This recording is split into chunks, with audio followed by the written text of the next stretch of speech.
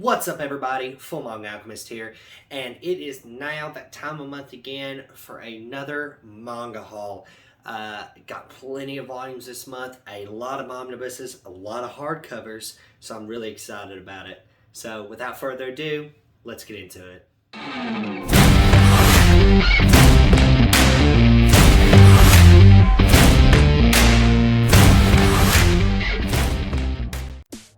Alright, so we're going to start with just a few singles that I picked up, starting with a awesome series that's without a doubt going to become a classic, Spy Family.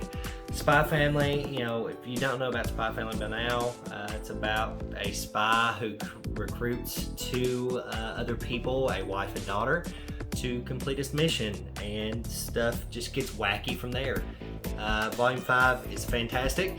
If you have not read Spy Family, I really suggest you do, and the anime's coming, so I'll definitely check that out. Next is a series that I wanted to give a try. Unfortunately, it just wasn't for me, and that is Drifting Dragons. Drifting Dragons is about basically ships that fly through the sky and kill dragons for their materials and monetary gain, and I honestly read 3/4 of the way through it and I felt like it just wasn't going to be for me. The art style's nice. It's more of a food-based manga, honestly, because they cook with the dragons, but I just honestly think it's just not going to be for me, so I'm probably going to go ahead and sell this one. Anybody in the comments that might want Volume 1 of Drifting Dragons, just comment down below and we can see what we can do about that. Next, we're going to move on to a series that I picked up Volumes 1 through 3 of, and I loved this series. This series is Blue Period. You got Volume 1 there, Volume 2, and let's see if we can fit Volume 3 on here, and Volume 3. Blue Period is a manga about painting, following our main protagonist here. Basically, he is just this guy who tries to fit in and go with the flow and do things that make people happy. And he runs into the art club one day and realizes that looking and doing art makes him actually feel like he has potential and like he might be able to do something with his life. And it is very in-depth about painting and art in general, the main premise being oil painting. But if you have any interest in painting, definitely pick it up. If even me, I couldn't draw a stick figure right now if you asked me to do so. So definitely it wasn't aimed towards me, but you're going to learn a lot about how a painting is created just by reading this. Just what goes into composition, what goes into the framing, what goes into the utensils that get used to make oil paintings, and it's just super interesting. And you actually get to look into these characters' lives and understand why they go so towards art so strong. And I honestly recommend reading this. It's super wholesome, it's super well written.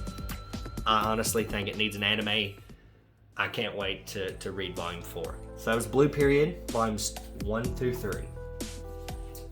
Next, we have a series that from a mangaka that I absolutely love reading his work, and that is Shujo Shimi's Inside Mari.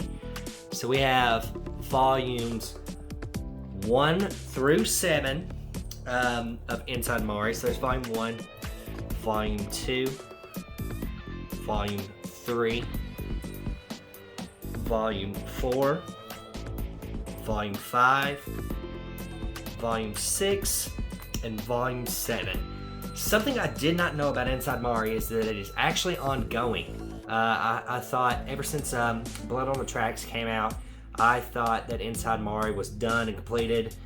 No, absolutely not. There's Volumes 8 and 9, which if anybody's read Shujo Shimi's work, you know he doesn't write very long series. I would assume it's going to go to like volume 10. But This series is about a guy, I can't remember his name off the top of my head. He's kind of a otaku, stays at home all this time, and he has an unhealthy image of a high school girl that he loves, and he sees her every single day at the convenience store. And while walking behind her one day, all of a sudden he wakes up and he's inside her body, meaning he did the whole classic, body swap thing, and now he is Mari. And it's just him trying to figure out what's going on. Honestly, it is not, if you've read Shoujo Shimi, it's not a quirky, oh, this will be fun, haha, type of manga. No. This goes into a lot of deep, dark subjects. To be honest, I almost dropped it. I got to volume 4, and I think it's either volume 4 or volume 5. It gets extraordinarily weird. Like, more weird than normal Oshimi gets. And being the subject matter, it makes a lot of sense.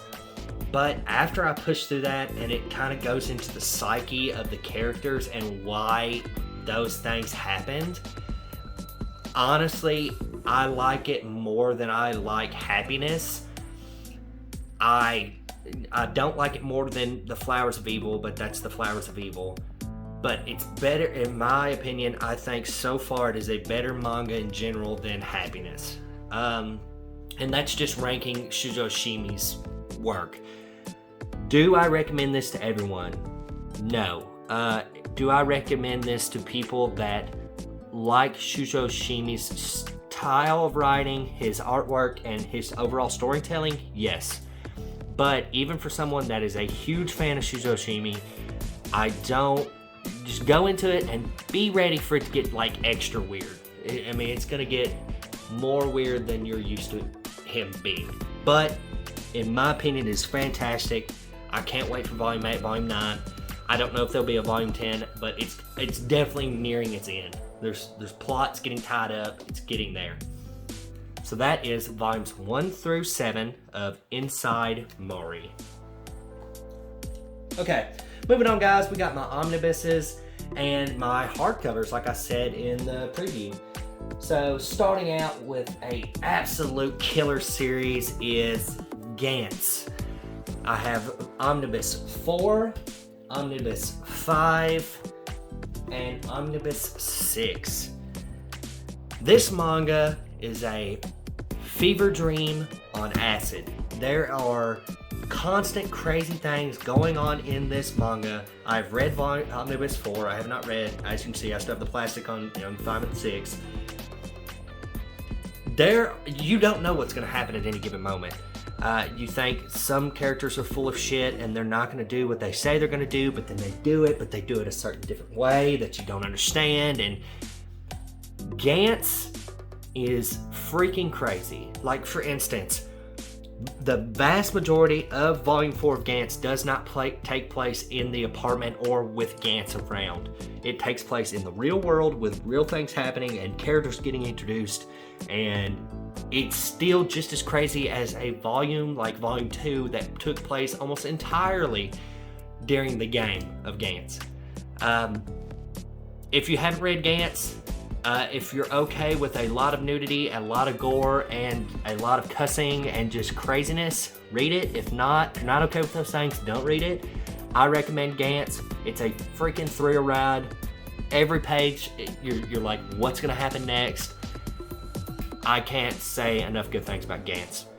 So that's Omnibus 4, 5, and 6 of Ganz. Next, we're going to move on to the finale of a series, and I can finally stop putting it off and read all of it, and that is volume, we'll say 1 of 21st Century Boys. Basically, this finishes out 20th Century Boys and 21st Century Boys. This is the conclusion of 20th Century Boys. I have not read it. This cover is fantastic, though. I love the white covers when they do them. Basically, I have only read Omnibus 1 out of 20th Century Boys. There are now 12. I gotta read it. The first volume or first omnibus made me tear up in a certain spot, so I knew it was going to be one of those kind of mangas that was just really going to get me invested in characters. And so I decided just to collect it all before I read it. So I'm going to jump into these at some point, give my opinions on it at some point, but 21st Century Boys. Alright guys, now we're going to jump into the hardcovers. So, first we have Volume 1 of Fist of the North Star. I read this in one sitting. Fist of the North Star is freaking amazing. And let's take a second to appreciate this hardcover. Just absolutely gorgeous of a hardcover. Viz, Dark Horse, and I would say Vertical are the leading ones in hardcovers. I would compare these, you know, it's the same style as the Full Metal Alchemist Full Metal Edition hardcovers, because it's got the little, I don't know if y'all can see that in the light, but like you can see the standout stuff. It's the same thing on the back. If you want to get into Fist of the North Star, I never thought it would get reprinted. Now's the time. These are absolutely gorgeous. It is a super quick read, super interesting, and it's a classic, man. Just jump right in there. All right. Now another series is getting reprinted. I decided to give it a try because it was the same amount everywhere else as it was at Barnes & Noble, and that is Volume 1 of Soul Eater. I've read about halfway through this volume. It basically goes tit for tat with the anime. I never did finish the anime, but again, wonderful hardcover. I never had anything printed by Square Enix. Like, I think I had one in my collection once, and they did a great job, honestly. The papers, that like nice photocopy paper you get in like the Gundam Origin stuff, and it's really, really good. I like it. But again, I'm gonna finish that the rest of the way out, and if I like it, I'll start collecting more of these. That's Soul Eater, Volume 1. So now to the next couple omnibuses, hardcovers that you could kill human beings with. You could literally pick these up and beat a human being to death, and that is volumes 1 and 2 of Blade of the Immortal. As you can see, I still have the plastic on this one. I've read through Volume 1 all the way. I didn't know if I was going to like it the first couple chapters. I kept reading. I'm glad I did, because this thing is fantastic. I can't recommend it enough. There is a lot of stuff that, you know, people might not like. The art style takes a little bit of getting used to and going into, but overall, I recommend this. These hardcovers, it's the same thing as the Berserk, you know, editions. You know, leather, they got the little custom bookmark in there. I really, really enjoy them, and I think everybody should give these a shot. That is volumes 1 and 2 of Blade of the Immortal. And the very last one, but definitely not least, is the last volume, Volume 3 of Helsing. Helsing, I have not read 1, 2, or 3. I have watched the Helsing Ultimate 3-4 times. It is super amazing. It's enough that I'm probably gonna get a Helsing tattoo at some point. I love this series, and I just wanted to wait until I got all 3 of the big volumes until I read Helsing. It is fantastic. I like these editions more than I like the Berserk ones, more than I like the Blade of the Immortal ones. I just think they're clean, they're crisp looking, and it's just overall super, super nice. So that is Helsing Volume 3. Well guys, I really appreciate everybody stopping by and watching this month's Manga Haul. It really means a lot. Next month I'm going to do a Manga Haul and a manga collection video, so be on the lookout for that. If you like this video, leave a like. If you want me to get anything, or you want me to try something, leave a comment down below. I really appreciate y'all's feedback. And the main thing and most important thing is keep reading manga, you guys.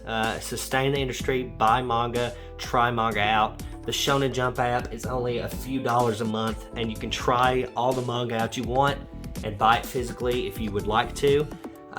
Just 100%,